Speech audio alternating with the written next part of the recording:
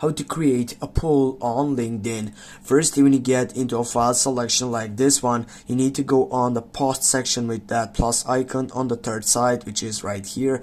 Just go for a post, and simply as you scroll down you can find out right down create a poll. Click on that selection, add a question for your poll. For example, you go who, and you get with that question side section.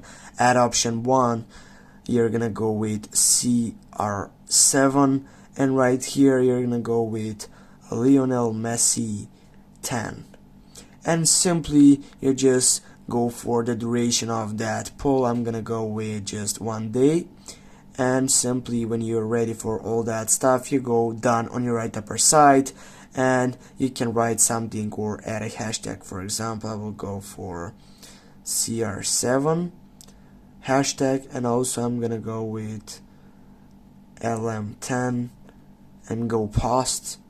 And yeah, right now I can simply view my got poll on LinkedIn.